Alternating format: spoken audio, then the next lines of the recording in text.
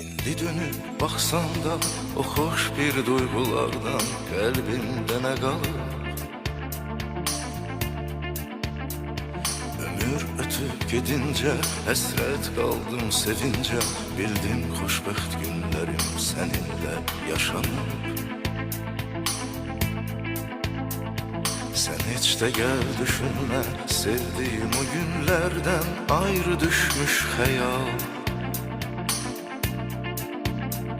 Senin güzel bakışların, senin şirin arzuların deyip yalnız benimle kal.